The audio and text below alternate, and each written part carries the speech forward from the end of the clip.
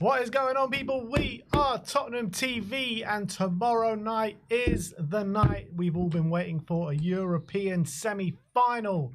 But before we get into that, we've got a certain new contract to speak about, as Lucas Bergvall has signed on the dotted line a new bumper 6-year deal, which I think we all knew was in the offing. We all knew we had to get that over to him, and he's duly delivered and signed the deal. I wonder how much he's had a pay increase, because he was on like 15 grand a week. Seeing as Archie Gray's on like 70, 75, I do assume it's going to be probably pay parity with that. Yeah, I think so as well. But I obviously it's fantastic news, and obviously it's reward for what has been an unbelievable first season for him, and probably developed a lot quicker in terms of the stature of him in the squad now. As Andrew was saying in his press conference, even though all our midfielders are fit and available, he's the one getting picked ahead of all of them because of how well he's played. And I think how he's adapted to the Premier League and how he's kind of grown over the season has been absolutely phenomenal. And some of the performances have just been absolutely, he's such a delight to watch as well. He's such an exciting player. He's only 19, he's getting better and better. And I think I can't wait to see how he is, in a couple of years' time, because if this is how good he is after just a few months in the Premier League, I think this guy's a very quick learner, and the quality is undeniable, I think. And yeah, I think coming from the Swedish league as an 18-year-old, it's understandable his salary was probably a bit lower, but with what he's shown, he 100% deserves a massive pay rise, and maybe even more than Archie, but I would assume probably something similar. Definitely at least parity, I would assume. Yeah. If he's got any age and worth his salt, he's got to be at least on the same as Archie. I think so. And when you're looking at what he brings to the team, it's just unbelievable to see where he's come from and where he is now at such a short space of time. He's literally one of our most important players right now. And you're looking at all these games that we've played over the last couple of months.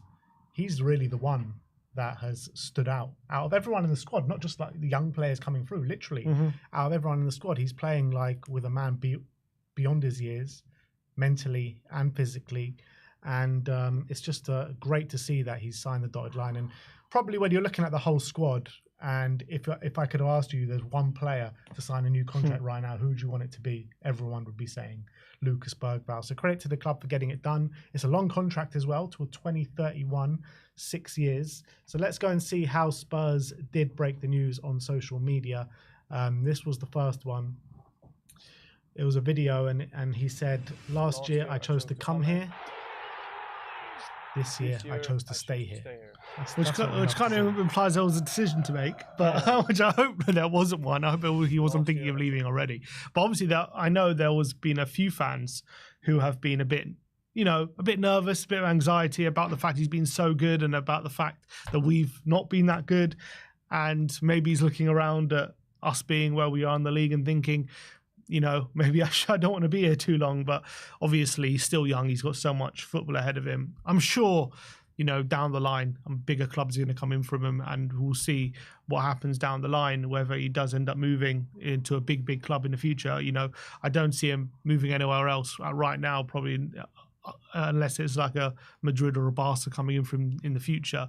I mean, Barca already came in for him. Barca already came in for him, exactly. So, but I think it's just, for him, there's no real reason to rush, to be honest, is there? Yeah, I mean, with Bergvall, I am surprised he's actually signed like a substantial long contract at this moment in time, with the way the club is at the moment. But with his age, 18 years of age, like, he knows the way he's developed. Basically, the way he's thinking about it, in my opinion, is his development has been so rapid and so big and so monumental for him and the club.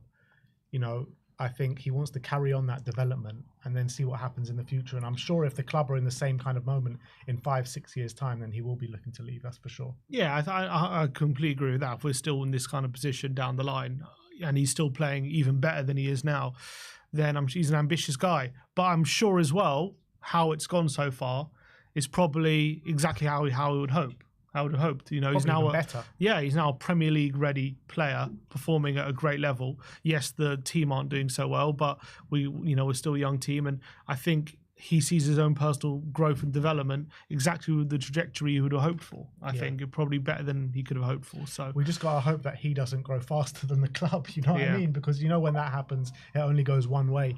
Let's keep going, see what else they've put on social media. This next one of him just signing the camera that lens is going to be worth a lot. 100%. That's for sure. And then the statement from the club that they put on their website, if you keep going, yeah, that's it. And it said on the website, we're delighted to announce that Lucas Bergvall has signed a new contract with the club, which will run until 2031. We have reached an agreement with the club. Having reached an agreement with the club in February 2024, Lucas joined us later that year on the 1st of July from the Swedish League from Djurgården. An excellent debut campaign has seen 19-year-old make a total 45 appearances in all competitions to date, with his first coming against Leicester City in our opening game of the season. He netted his first goal for the club in a 1-0 victory over Liverpool in the semi-final of the Carabao Cup first leg in January, and has 4 assists to his name across fixtures in the Premier League and Europa League. After representing Sweden at under 21, under 19 and under 17 levels, Lucas made his senior international debut in January 2024 against Estonia and has made 4 appearances for his country to date. So that's what they're saying on there. Yeah, and in terms of he scored his first goal against Liverpool, and I think that goal obviously was like a late run in the box and a really good finish. And we've seen since then, I don't know if he scored since then. Can't think off the top of my head. This is his only goal, but he scored one that was ruled out, didn't he? He scored one that was ruled out, but he's gotten very close, hasn't he? You can see he's got unbelievable ball striking ability. He's got an amazing long shot on him. The times he's hit that bar against Frankfurt, against Bournemouth, he hit the post with a long range shot as well. He's getting closer and closer, and I'm sure this guy could easily become a midfielder who's getting 10 goals a season. Yeah, I completely agree. And his first and last goal and only goal did come in our last semi-final that we played.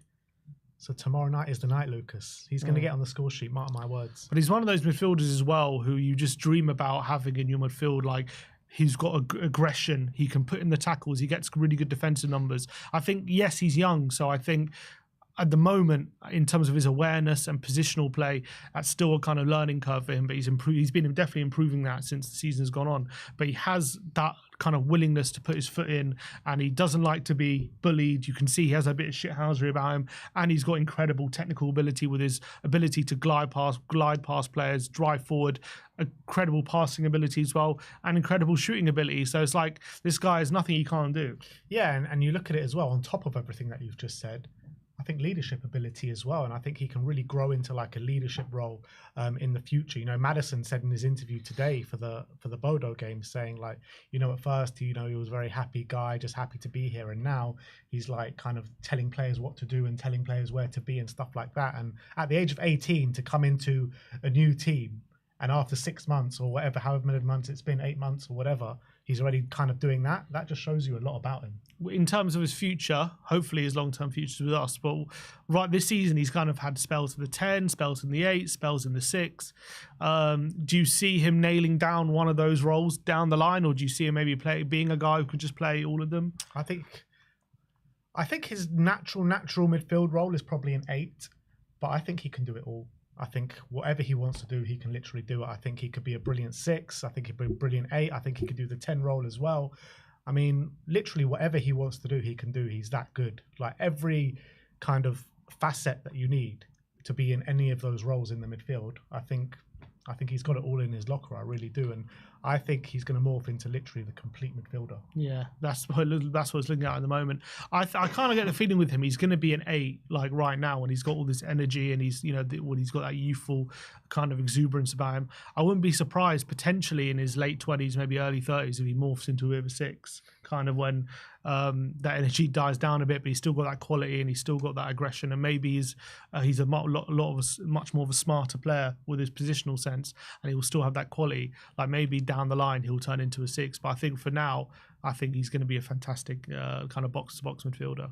Yeah, so that is that. Lucas Bergvall has signed a new deal until 2031. The news that we all wanted to hear, and I think it's time to move on and focus on the game in hand, the game ahead, the massive game of BODO GLIMT at home in the first leg of the Europa League, a European semi-final, and we haven't heard that and Tottenham Hotspur in the same sentence since 2019, and it was only right for me to wear my Lucas Moura shirt today of all days.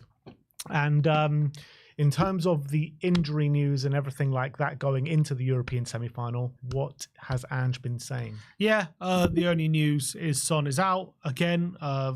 Unfortunately, didn't train today.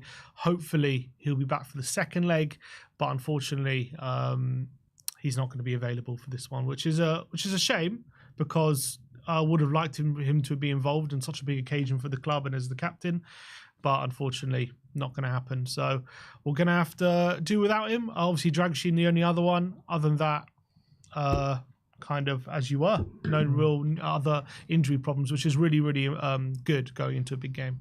All right, well, this is going to be our predicted lineup for the semi-final.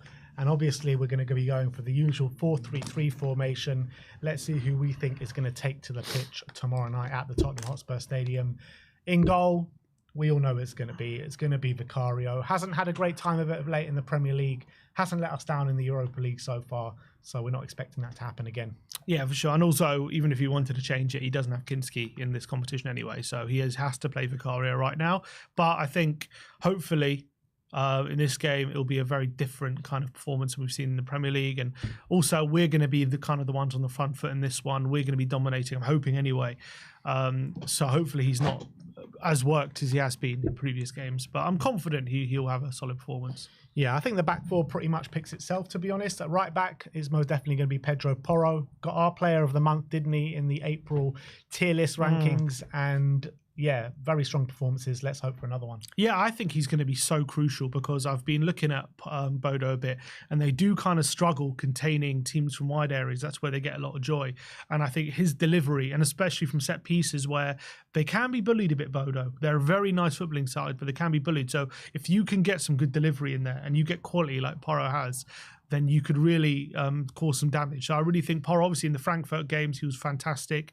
He was in the Forest game as well recently, brilliant delivery, created a lot of chances. So I think he's going to be super, super crucial in this game.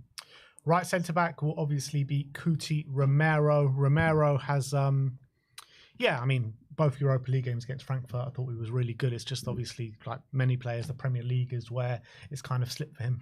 Yeah, got his rest against on the weekend against Liverpool. Didn't play a minute. Obviously, Andrew's saying he's kind of managing him at the moment. He is one thing getting him back, but he wants to kind of manage him. He actually said something interesting. He said that him, Van de Ven and Bentingo could have played on the weekend, but they decided to kind of, basically manage. He's saying manage him, but that's another way of saying basically saving him for Thursday, I think. So that's quite interesting kind of insight into maybe the thought process going into this game, keeping players on ice. Why wouldn't they been able to play? Why wouldn't they? Yeah. Just if they were tired or whatever, because they come back from long spells of injury. And was it a case of they didn't play because he felt like if they played this game they'd be tired for Thursday, or was it a case of just don't want to risk injury kind of thing going ahead of Thursday? And that's the right attitude to have going into this game for sure. No, 100%, but it's just interesting for him to admit it, basically. So hopefully he's at the top of his game for this one, and he'll probably be captain on the day. Yeah, definitely will be. Romero, right centre-back, left centre-back, obviously the great Mickey Van de Ven. The way that kind of he's been managed since coming back from injury has obviously been a lot more cautious than Cuti Romero. I think he's played, 2 lots of 45 minutes in the Premier League since he's come back. Chelsea, and there was another one in there as well. Or maybe he played against Forest 45 minutes. Yeah, so those 2 45 minutes, and that's pretty much it. And he's definitely been saving him for the Europa League game. So let's... Look, I have no doubt about Mickey. I'm sure he's going to have a top performance tomorrow night. Yeah, well, but he's one who said he wants to play every game, and I'm sure he does. But I think at the moment we are clearly managing him. We don't want him to suffer another hamstring injury like he has done previously. And at the moment, look, it's getting us through these rounds. I think our defence looks so much better in the Europa League when them two are together. So for sure, it's something that we just have to do at this stage of the season. And hopefully him being at the back means Bodo are very, very limited. And then at left back, there is a chance for Spence, but I don't think it will be. I think he's had a couple of, not poor performance, but below par performances of what he has shown so far this season. And Destiny, I think, is performing at a really good level at the moment. So Destiny has to come in at left back. And those 2 games against Frankfurt, he was brilliant in both those games. A bit of a step back in the Liverpool game, contending against kind of Mo Salah, but he won't be coming up against Mo Salah Thursday night. No, and I think right now he's our form left back. I think he's playing very well, especially in those Europa games. He's looking back to his best. So even in times at Liverpool, especially in that first half, he was looking decent, but the second half obviously wasn't great from him. But I think at the moment he has to play because I think this is our best backline, and I think he's the best man for it at the moment. Moving into the midfield, in the number 6, I assume it's going to be Rodrigo Bentancur, completely left out against Liverpool.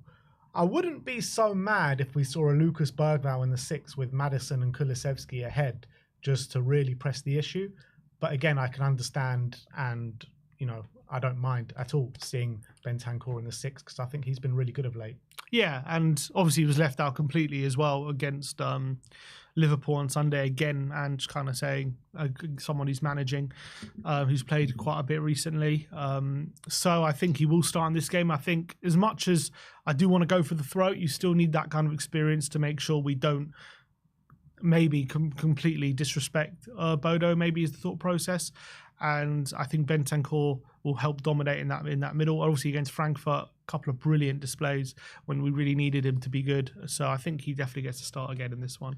Yeah, so Bentancur in the 6. In the 8, it will be Lucas Bergvall on the back of his brand spanking new contract. The last time he played a semi-final for Spurs, he got on the score sheet. So let's hope it's going to happen again. Yeah, and against Frankfurt, unlucky to get on the score sheet as well. Wasn't probably his best on Sunday against Liverpool, but I think a really big opportunity for him on the grand stage of a European semi-final to really, obviously you can maybe say he's announced himself already, but I think if he can have a world-class performance as well, get a lot of attention. But really looking forward to Bergvall in this game. And I feel like someone like Bergvall is going to be licking his lips at this kind of opportunity.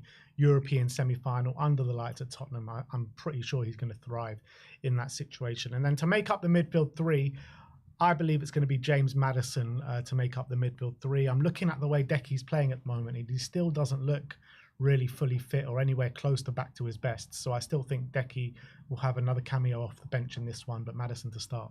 Yeah, and I think Maddison's actually playing fairly well in recent weeks, to be honest. He's been getting goal contributions. I think in the Frankfurt games, he was pretty good. Obviously went off at half-time in the away leg after winning that penalty, but I thought in the first leg he played really well. I think this is a massissive opportunity. I think the guy with his little bit of magic and quality as well is going to be very crucial in this game. So I think Maddison for sure will start. Now it gets a bit tricky. Yeah, exactly. So now we move on to the right wing. Toss up between Brennan Johnson and Wilson Odebear. Or maybe even Decky. I don't think it will be Decky. I got a feeling it's going to be Wilson Odebear. I think he left him out on the weekend, didn't he, against Liverpool? He came on for the last 20 minutes or so. And I just feel that the way Ange is going to want his wingers to play just suits Odebear a lot more.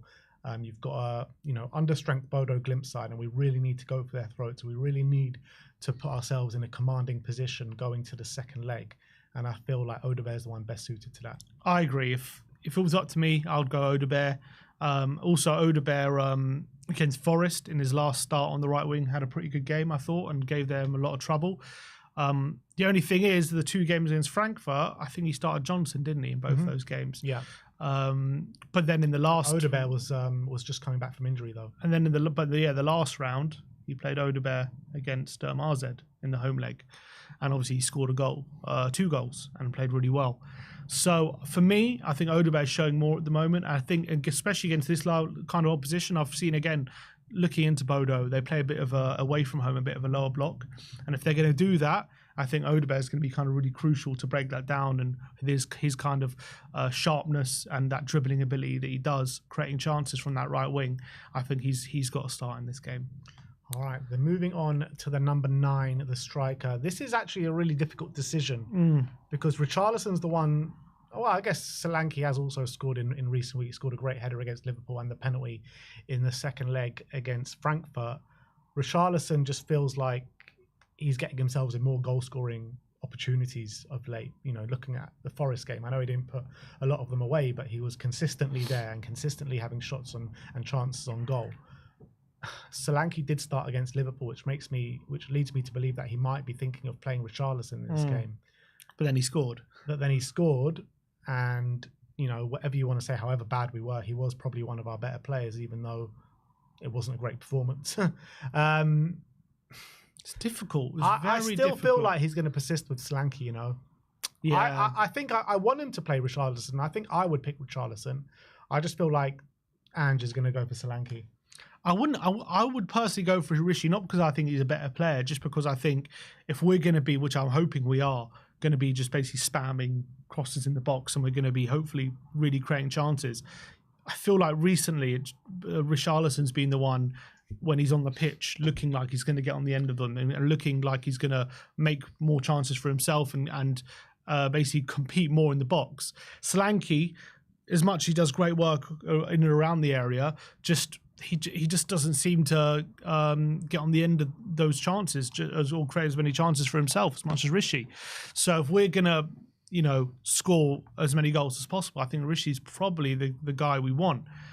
But still, you don't want to underestimate Bodo. Maybe he still thinks, first of all, Solanke did score anyway on the weekend. He scored against Frankfurt in the last Europa game, albeit it was a penalty. And maybe he just feels like what Solanke gives you will, in general, create more chances anyway. And it is a European semi-final. Does he want to go away from our number one striker in such a big game? It'll be a big call, basically, if he does. But I do personally think it would be the right call in this specific game. You know, having said that, though, like Solanke does have it in his locker to be that kind of fox in the box at number 9. You know, we've seen it. We've seen it at Bournemouth. Mm-hmm. Right, but what he's doing at Spurs that he wasn't really doing at Bournemouth is dropping deep and trying to, you know, be very aggressive, win the ball back in those kind of areas and set us on the attack. Right, in this game, I wouldn't want him to do that. I want him just to stick in the box and be that constant goal threat. But he can do that. No, but even at Bournemouth, yes, he definitely got more goals, obviously, and he wasn't a striker who like got tons of.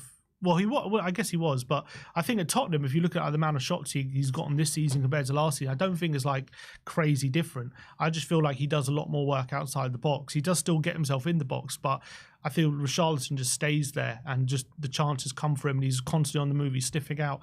Yes, Solanke has that in him as well, for sure. And there was that period, I think, in December time, where he was starting to score goals and he was doing all these kind of things. I think he got that brace against United, and I think he scored in a few other games, and he was looking to get more in the box and score more goals. So he definitely has that in him. But it's just recently, it's Richarlison who's been the one doing that more than Solanke. Having said all that, yeah, I do feel he is going to go with Solanke. And I feel like, look, if we're not getting the goals that we need, Rishi could always come on late in the game and we could really force the issue. That's probably how he's going to see it. So I do think Solanke probably starts. But if it was up to me, I think I would just go for Rishi for like an hour and see if he can just, you know, really go for it. 'Cause what I'm thinking is like, if Rishi starts for an hour, he could possibly get 6-7 shots off, whereas Solanke, you're probably would he get more than 2-3? That's the thing. That's what I'm thinking. Well, to make up that 11 on the left-hand side is an easier decision, as Matisse Tell is going to come back in on the left-hand side. Sonny, obviously out injured, and I don't think it's going to be Mikey or Brennan or Decky out on the left-hand side. So Matisse Tell, and whatever you want to say about Matisse, whether you think he's good enough or not, his performances definitely have got better over the last couple of weeks to what they were.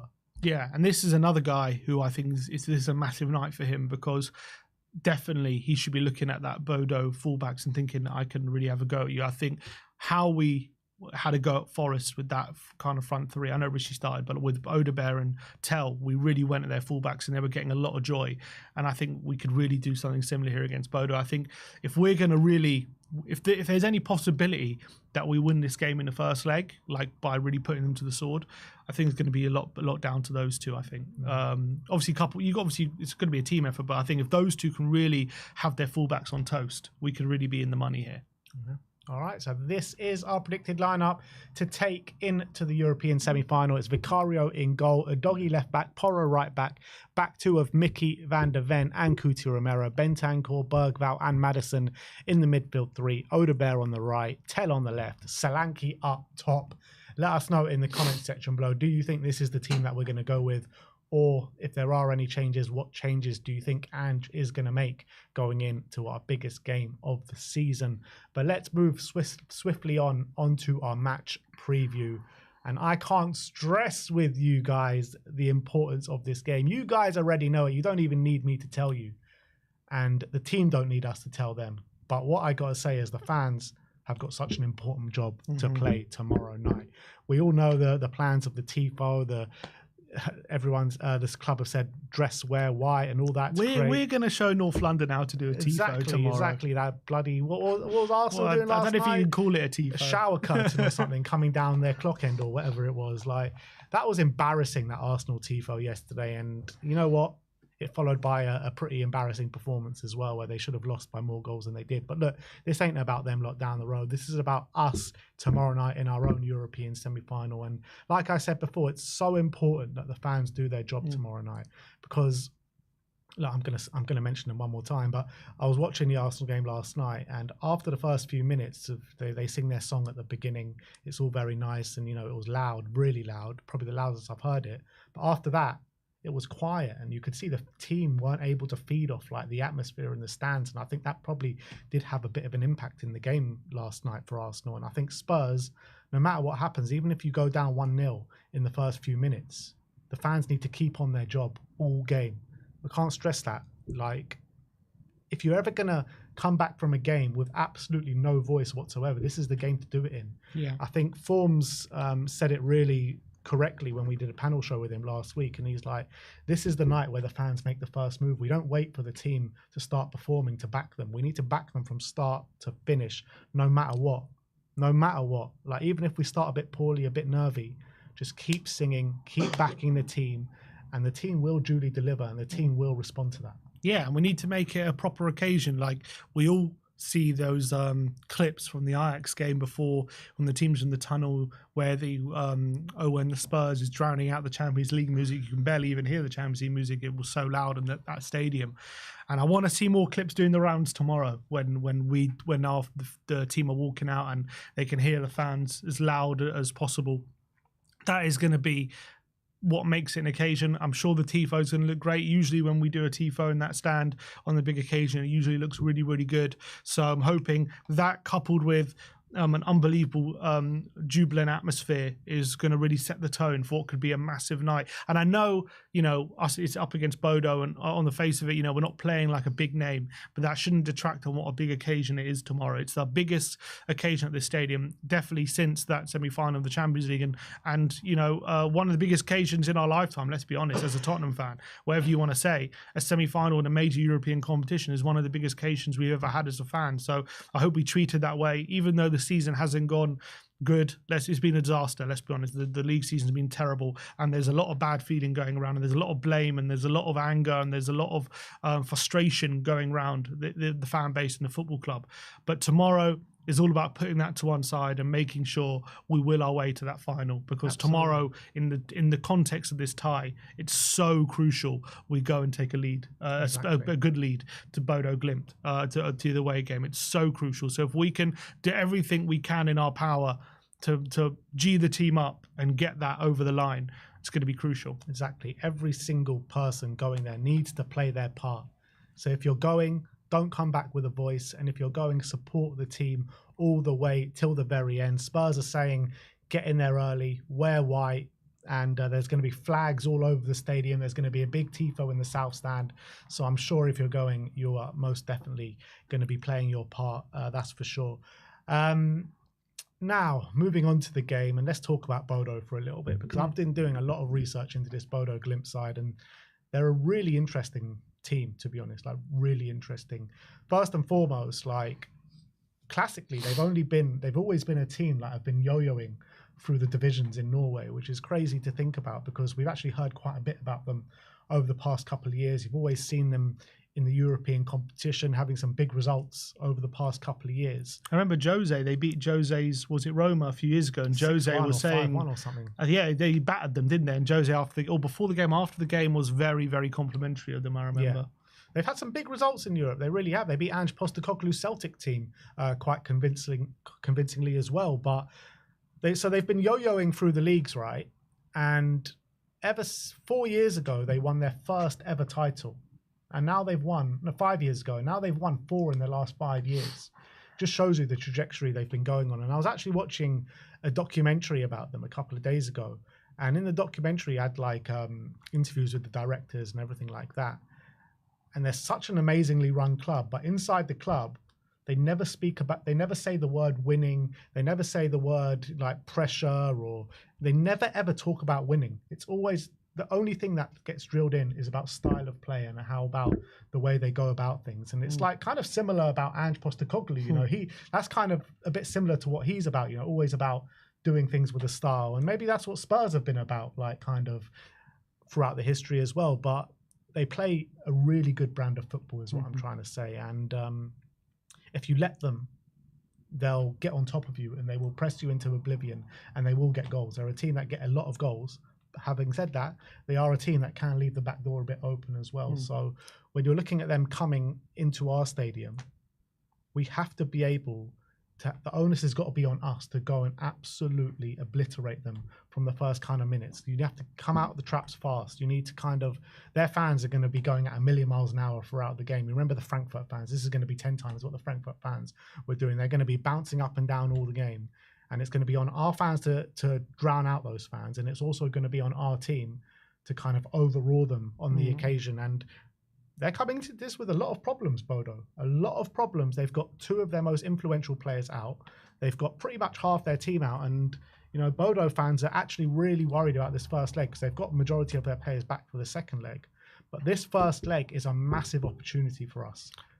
Yeah, and it's a funny story what happened in the game against Lazio as to why they have players out, because supposedly they picked up, I think, 4 bookings, I think, or one guy even got sent off after coming off the bench against Lazio as well. And they were under the impression that the players who were getting booked, the cards would be wiped after that game, so they would be available for the semi-final regardless of the fact that they were totting up the cards. What they didn't realise is the cards get wiped, but the suspensions don't get wiped. So once you've totted up that suspension is still valid. But obviously after that point, the cards do get wiped into the semi-final, but doesn't mean you can just get suspended up before then and then it gets wiped. So there was I don't know how they had that misunderstanding, but there was a misunderstanding, miscommunication at the club, and now they have some very, very important players. One of them in particular, I think it's Patrick Berg, I think his name is. I was looking into him. He is, I can see his numbers and his heat map for the season. This guy is clearly their biggest player.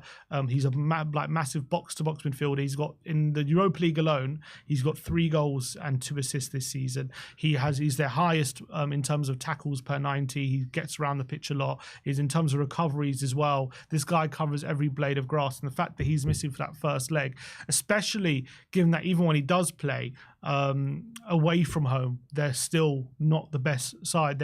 I've been looking into kind of their average positions, you know, in this Europa League in some of their games, and I was looking at the home game against Lazio. Their average position way up in the Lazio half. Pretty much most of their players in the opposition half, and they really put them under pressure. Then all of a sudden, the second leg, the average position much lower. All of a sudden, it's pretty much only their striker who had an average position in the opposition half, and they sat a lot lower. Now, whether it's a deliberate tactic to sit low or whether they were just forced back by the opposition, either way, it shows the difference is how they perform away from home and at home. If I was actually looking into this season as well, like, just looking at some of their away performances and the level of chances they do concede away from home. So for Lazio away, they conceded 3.9 XG away from home. When they played Olympiacos away, they lost the game 2-1, but they conceded 2.98 XG, which is a very large amount. They lost it when they lost to Twente in one of the playoffs, 1.65 away from home as well, which not the highest, but still not fantastic. When they played Man United away in the group stage, they lost 3-2, but they 2.95 XG they conceded as well. And that was with their best players. They beat Braga 2-1, but they conceded 2.37 XG. So this side, when they play away from home, concede a lot of chances. Now, some of those games, maybe they did get results, or they end up losing maybe not as badly as they could have. But my point being, if you put your chances away, you could score a lot of goals against this team, for sure. And the amount of chances these teams will be able to create against them and shows that when they're attacked, they're not like the most compact team. They're not the best defensive team, and that's because they are brave. They do like to play on the front foot, and on the flip side, if I look at some of the XGs they've got at home, it paints a complete different story. Obviously, like all of a sudden, like Olympiacos at home 2.23 they got at home. When you look at Twente 1.9, I think Lazio when they played them at home, it was 3.02 XG they create. So it's completely flipped when they go at home, basically. Yeah, and that proves the point why we need to take the advantage of not just home advantage, not just, being a stronger side as well, man for man, but also because of the injuries that they do have and the suspensions, it's going to have a massive part to play in this. And we've been presented with an incredible opportunity in this first leg with the suspensions and the injuries that they do have, because yes, they're a difficult side to play against, but when you're this kind of side with this kind of resources as a club, when your best players are out, the quality surely dramatically decreases. Surely. It should, but I agree with that. But also, I do think Bodo, a lot of it is more how they play. They don't really they have good players and they have their starters, don't get me wrong, but it's not like they're a team of star names. What their ISP is and what makes them different is how they play as a team and how they've come together as a town, basically, to be where they are, and how this manager has got them playing. It's all about the culture around. And yes, for sure, it's an advantage having their especially one of their best players out, or two. I'd say two of their starting three midfielders who usually start in midfield are going to be missing, and that's definitely an advantage. But for sure, Bodo are not here because of one man or two men. They're here because of how they play as a team, and that's not going to change tomorrow.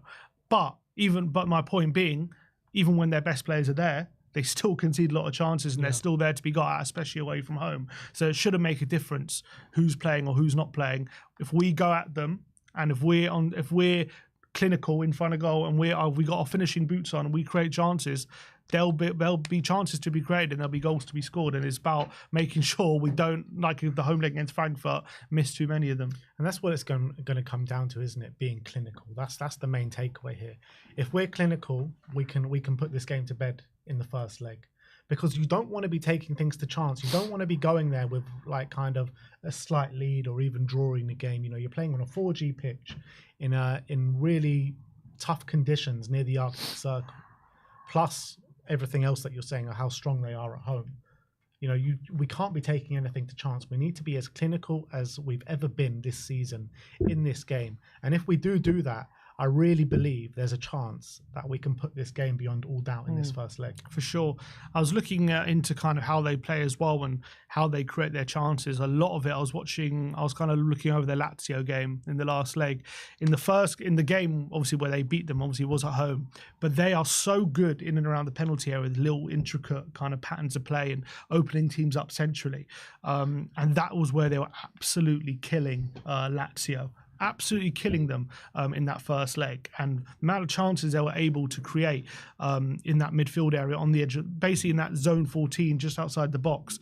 That's like where they were absolutely fantastic with little intricate passes and passes in between the lines. And we just got to make sure we're not giving them that opportunity to get into those areas often, and we're making sure we're clocking up those central areas, and we're making it very, very difficult. On the flip side, I was looking at their game at Lazio, where Bodo lost 3-1, and where Lazio are killing them, which is positive for us, is those wide areas and those overlaps and the wingers getting to the byline and the fullbacks overlapping and getting crosses in the box. They were killing them. They were absolutely two of their three goals came from that area, and they created multiple chances. And that is obviously what Tottenham tried to do over and over again. So I think if we obviously stick to how we play, with the inverted fullbacks and the wingers isolating the fullbacks, their fullbacks, I think that could be a massive source of joy, especially if we've got Odebear and Tell on those wings, going at them, being fearless and taking them on at every opportunity and creating that space. That could spell real trouble, I think. And as well, I noticed the striker for Lazio was really bullying their centre-backs, and he scored a header in extra time, which he just towered over their centre-back and put it in the empty net from across from the far post. So if Solanke's up there, or even Richarlison, they've got to make sure they're using their physicality and getting on the end of those crosses, because I think if we put quality in delivery there, those centre backs can be dominated. Yeah, and I completely agree. And I think that's probably another reason why Solanke should be starting, because he's just got that much more of a physical presence than what Richarlison does. And Solanke, you know, he's been guilty of not being as clinical as maybe as he should have been. You know, from what we saw from him maybe in the Bournemouth days. I mean, this still needs to come out in this one game. It really does. And I completely agree. Tell and Odeberg are going to be massive for us. And also Maddison, you know, picking up those little pockets of space and really feeding those wingers and feeding Dom Solanke. I mean, everyone just needs to be completely on their job. So, look, it's all set up to be an unbelievable night tomorrow night under the lights with all the atmosphere, with the players showing their Europa League form. And I think if we play like we did in the first leg against Frankfurt, I really think we can take a really convincing victory there. Just to talk quickly on Ange's comments in the press conference, talking about people are ready to diminish our achievements if we do go all the way in this competition. Some fans even comparing, he said, this to Man United winning the FA Cup with Ten Hag, and he said, you know, commenting on our article saying Tottenham don't deserve to be in the Champions League even if they do win the whole Europa League. He said he was quoted saying, people have said this is close to Man United winning the FA Cup with Ten Hag, and it's not even in the same planet. Do you agree with that statement? Do you think it's not even in the same planet? Well, I think that the Europa League is a much higher stature competition than the FA Cup. I mean, I agree with him on that. I just feel like I don't feel like the comparisons are drawn with the two competitions. I think the comparison is drawn with both Ange and Ten Hag both looking like not deserving really to be in a job. And, you know, next season, if Ange was to stay, then he could lose his job early on in the season if he has a rocky start. And I still believe that to be true. But do you not think the level of achievement at each club is not a fair comparison? Yeah, for sure. For sure, it's not a fair comparison, because Spurs haven't won a trophy since 2008, haven't won a European trophy since 1984. So, and Man United, I mean, they win a trophy at least every 2 years or whatever. They've won two trophies in the last 2 years in their worst ever moment. So, and they've even sacked managers after winning trophies, like Van Gaal. Yeah, they sacked him a few days after winning an FA Cup. So it's completely different. Yeah, it is completely different. And Ange Postecoglou winning a European trophy compared to Ten Hag winning the FA Cup, it is true. It's in completely different planets. Yeah, 100%. Especially when, you know, they're a team that's, you know, won so many trophies over the past however many years, and they've been basically built to win trophies even when they've not been playing well. So I completely agree with Ange, and I understand his frustration that there are people already, you know, saying, oh, it's just a poor Europa League. It's just, oh, he's lucky with this. Oh, even if they win it, they don't deserve to be in the Champions League. And people just already trying to put it down. And I understand that frustration, because on the face of it, having come into this club, not having won a trophy in 16 years, not having won a European trophy in 40 years, all this whole fan base starved of silverware, and everyone constantly, there's an obsession in this fan base and in this club of trophies, absolutely, because we haven't won one. And we've basically been branded this impossible to win at club, and even in our greatest moments under Poch and Redknapp, we weren't able to win a trophy. We were, even in our best sides in the league, we weren't able to win trophies at this club, and it's basically been seen as this impossible thing to do. And then he comes in and wins it. If he does come in and win a trophy, he has to, still has to do it. But if he does do it, like, that is more of an achievement than other clubs doing something similar, because of maybe the narrative and the context around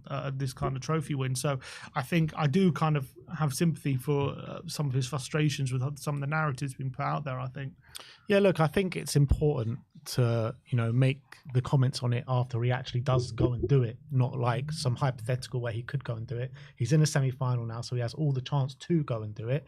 So it's all about doing it now and getting the job done. And, you know, I'm sure if he does get the job done and if we do go and win it, his time at Spurs will be looked at a lot differently to what the narrative is now, for sure. And quickly on Maddison's comments as well, kind of saying, the fans they've put the fans through a lot of stuff through the season. He said, and he was kind of weird, he was saying, is it us or we, you know, because he was kind of saying we're hurting as well, how much we've been losing this season, all this kind of stuff, and he was kind of saying we want to do it for the club, obviously we want to do it for fans as well, but off the back of comments he was saying against Liverpool, saying we just have to basically block out the negativity, which is kind of implying negativity from Tottenham fans. is he trying to bring everyone together, or is he kind of implying there's a us and them with the team and the fans? I'm not too sure, to be honest, but I think like by those comments against Liverpool and the comments today, it does feel like he doesn't really kind of think about the fans too much, to be honest. I think he's trying to just stay on job, and maybe at this moment in time that's the right way to think about things. He just needs to focus on the task ahead and focus on bringing glory to his football club, and then he'll have his moment with the fans to celebrate if he does go and get that done. So yeah, I think the comments are a bit strange, to be honest, the way he kind of dismisses the fans a bit too easily. But if we do go and win that trophy, I don't think anyone's going to care about it, and we'll all be dancing and celebrating together. Absolutely. And look, he's got his job to do, and so do we tomorrow. Exactly. So let's hope everyone has their job in hand, and everyone fulfills the job, and we fulfill the mission. And like I said, it's just so important to try and put this game beyond some sort of doubt. And by the end of tomorrow, having 1 foot in that final. And what does having 1 foot in that final look to you? What lead do we need to take there to say that we've got 1 foot in the final? I would say a 2-goal lead, you have a foot in the final, I would say. But obviously, 2-goal lead is by no means over because of Bodo's home form, and they definitely have the ability to beat us by 2 goals. But if you do have a 2-goal buffer, you're looking at it like thinking, like, it will be really Spursy to Spurs that up. You have to be big favourites to go in. A 1-goal lead, it's massively in the balance for sure. It's still basically 50-50 at that point. But I think a 2-goal lead, obviously, your favourites. 3-goal lead, I mean, if we were to bottle a 3-goal lead, that would be shocking. So I think 2-goal leads, maybe you've got a half a foot in the final. 3-goal lead, you got a foot in the final. 4-goal lead, you got 1.5 feet. 4-goal lead, still 1 foot. Still one foot. With Tottenham, it's always 1 foot. Yeah, look, it's important that we, like I said, take a significant lead. I'm looking for a 3-goal minimum lead tomorrow. But you just got to even just look at Aston Villa PSG for an example. You know, PSG took a 2-goal lead into that game. 1-goal or 2-goal lead. They then scored, went into a 2-goal lead in the away legs. They're 4 goals clear. You're thinking game's dead. And then in 15-minute spell, Villa pull 3 goals back. Look at that. Look at the Barcelona-Dortmund one. It was 4-1 from the first leg. Dortmund ended up winning 3-1 in the second leg. But I mean, it could have gone. Dortmund could have won that game by 4, 5, 6. The amount of chances they were creating. Even if we take a 3-goal lead there, you can't take anything for granted. The game's never dead. That's why I'm saying 1 foot into the final, not 2 feet into the final. But we need to make home advantage count. That's the key takeaway here. On top of the injuries that they do have, so significant performance tomorrow with a significant result. My prediction is going to be 4-1 to Spurs. 4-1. I'm going to go 3-0. 3-0. Clean sheet. Clean sheet. All right. Well, let us know your predictions in the comments section below. A monumental day ahead for Tottenham Hotspur. Me and Sim will be there tomorrow night. We're getting in early. We'll be wearing white and we'll be contributing to the atmosphere tomorrow night. We've got Barry and Iggy in the studio with you to take you through the semi-final first leg. But that is it from us today. I want to thank you all for joining us. Remember, if you are going to the game tomorrow night, sing your hearts out for the team. And thank you everyone for joining us. Like, subscribe and comment. And as always, come on you Spurs.